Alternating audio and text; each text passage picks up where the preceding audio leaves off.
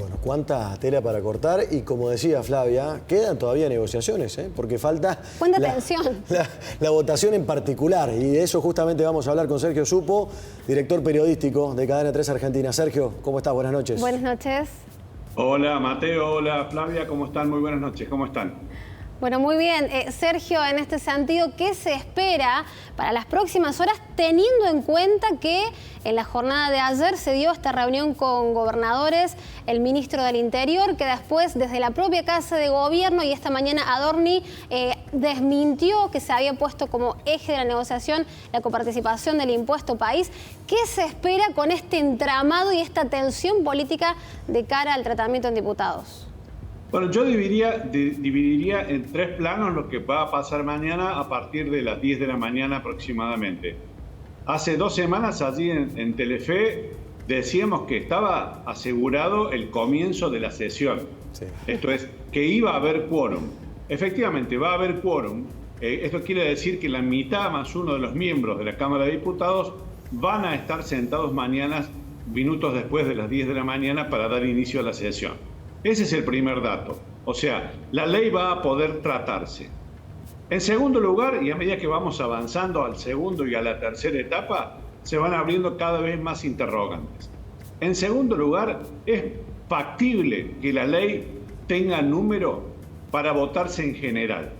No está completamente asegurado, pero si uno hace la suma de los diputados del oficialismo, de la Libertad Avanza, 37 o 36, más los diputados del PRO, más los diputados radicales y una aproximada mitad del bloque Hacemos Coalición Federal que comanda Miguel Pichetto, daría un número aproximado de los 129 para lograr votar en general la ley. Esta es la segunda etapa. Igualmente, no está garantizada que la ley se apruebe. En contra, está claro que está el peronismo que está básicamente liderado por el kirchnerismo, que tiene 99 diputados. Bien. Hay una tercera etapa que es muy importante en este caso por tratarse de lo que se conoce como una ley ómnibus, un proyecto kilométrico que originalmente iba a reformar más de 600 leyes. Bueno, en el tratamiento en particular pueden surgir disidencias que le quiten consenso a alguna de las reformas que el gobierno envió en esta ley, en este proyecto. De manera que allí todavía no hay certidumbre. ¿Y por qué no hay certidumbre? En primer lugar, porque las negociaciones continúan. En segundo lugar, porque el curso de las negociaciones que se han venido llevando en las últimas 3, 4 semanas han sido realmente complejas, por varios motivos. Por la decisión política del presidente Milei de mantenerse lo más intransigente posible, pero al mismo tiempo ir quitando pedazos de la ley, por ejemplo, nada más y nada menos que el aspecto fiscal. Esto es, la reforma tributaria, la reforma de impuestos que planteaba la ley, la retiró. Sí. De manera que, por un lado, la intransigencia de Milei, los cambios que aceptó Milei durante las negociaciones, por otra parte, las demandas variadas y cambiantes que los interlocutores del oficialismo tuvieron respecto de los 3 bloques opositores que mencionamos recién.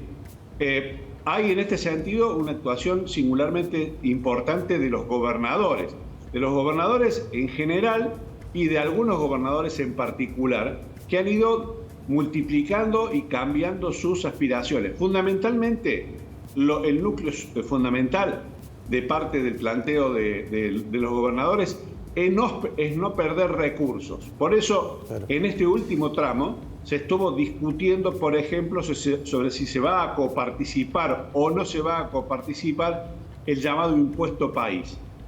Actualmente no se coparticipa, pero una parte de los fondos que se recauda por el impuesto país, alrededor del 30%, la Nación, al menos hasta el anterior gobierno, los destinaba en forma discrecional a repartir entre las provincias.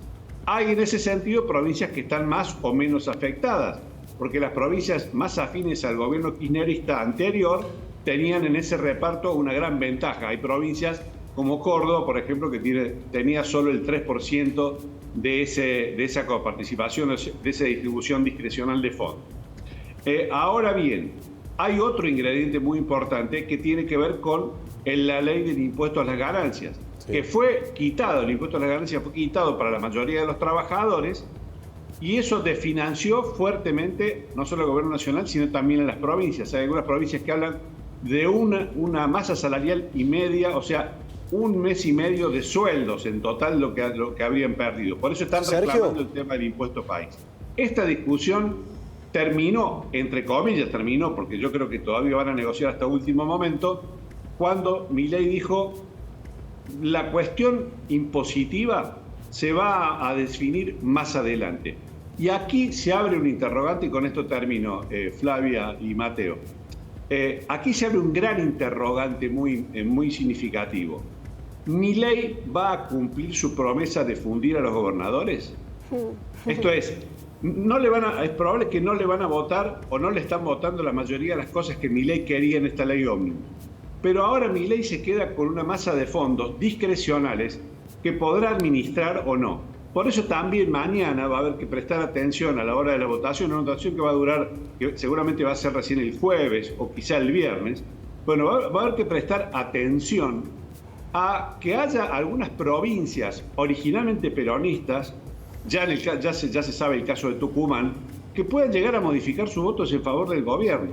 Precisamente porque están muy necesitadas y urgidas de fondos para evitar hacer en cada una de las provincias el ajuste que Milei está haciendo a escala nacional. En el fondo también está la discusión sobre quién hace el ajuste, si la nación solamente o también cada uno de los estados provinciales y municipales de la Argentina.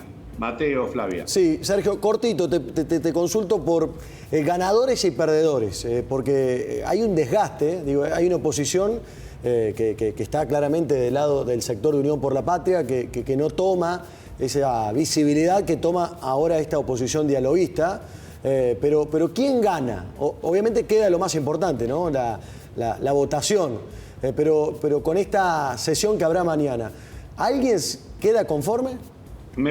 Yo creo que nadie va a quedar conforme. El gobierno ha visto cómo el 56% que ganó Milei no lo tiene registrado, no impacta directamente en el Congreso, porque en el Congreso la representación parlamentaria es muy diferente. Es la representación parlamentaria del Milei, candidato que sacó 30 puntos en la primera vuelta y es un partido nuevo, por lo tanto su representación es mínima. De manera que el gobierno está lejos de sacar lo que pretendía. En primer lugar, un derrotado, si lo queremos considerar de esa forma, es el gobierno. Claro. También va a quedar debilitada la oposición dialoguista, llamémosle de alguna manera, teniendo en cuenta que no ha logrado el conjunto de objetivos que le pretendía imponer al gobierno de Milei. Y de alguna manera también el kirchnerismo verá cómo, aún con muchas dificultades, la primera ley importante que se trata en el Congreso igualmente puede llegar a resultar aprobada. Yo creo que en general, lo que se ha perdido es una gran oportunidad para construir un consenso amplio sobre reformas profundas que la Argentina necesita. Ese es el saldo político más negativo y significativo, que no tiene quizá nombres y apellidos. Pero la dificultad de la Argentina política, de Milei y de los viejos partidos políticos, todos representados en el Congreso, expresan un fracaso en la capacidad de negociación, de diálogo y de ponerse de acuerdo sobre transformaciones profundas. Bien. Había la oportunidad, existía esa posibilidad, y en esta oportunidad, por lo menos, evidentemente se ha dejado pasar de largo. Bueno, horas claves sin dudas las que restan de aquí hasta las 10 de la mañana. Sergio Supo, muchísimas gracias.